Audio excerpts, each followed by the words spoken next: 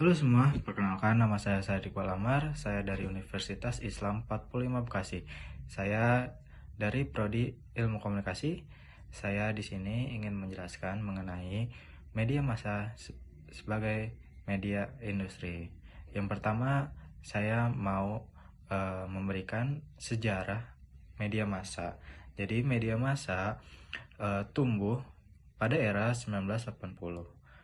Masuk modal atau kapital dalam industri media massa. Dan pada saat itu, media massa mengalami kemajuan teknologi dan juga kesejahteraan yang sangat pesat.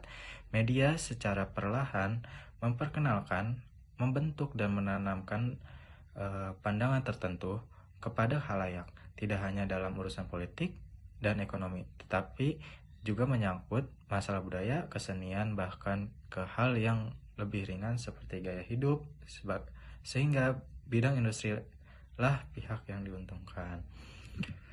Jadi apa sih pengertian media massa sebagai industri? Jadi ya, media massa merupakan sarana yang dapat menciptakan lapangan pekerjaan, barang, jasa, serta yang dapat menghidupkan industri lain yang terkait.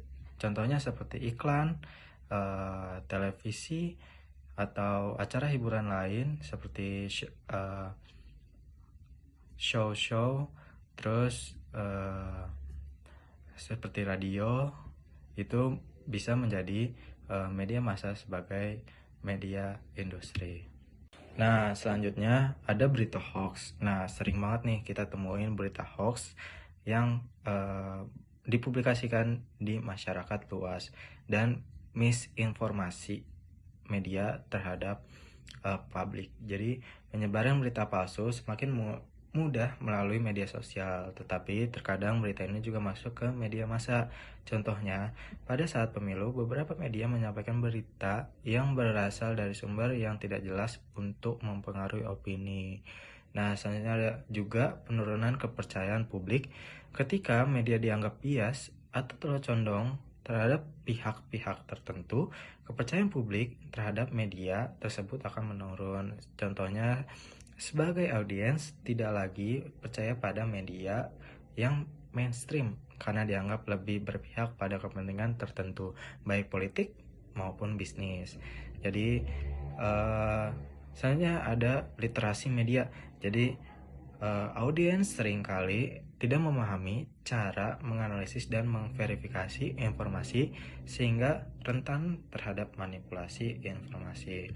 Contohnya, banyak masyarakat yang menyebarkan informasi salah dari media massa tanpa mengecek kebenarannya.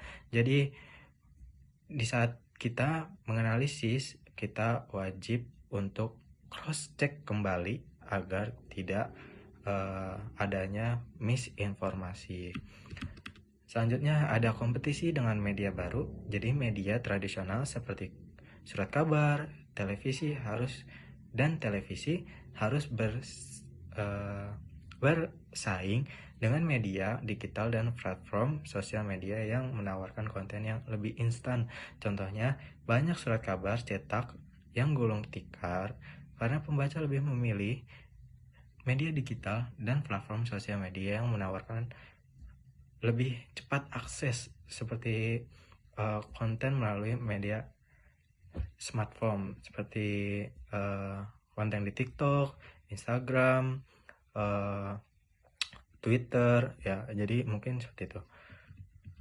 Soalnya ada ketidakmerataan akses teknologi. Di beberapa wilayah, akses terhadap media massa berbasis teknologi masih terbatas karena infrastruktur yang kurang memadai. Contoh, masyarakat di daerah terpencil sulit mengakses berita terkini karena sinyal internet yang buruk dan mahalnya harga perangkat teknologi.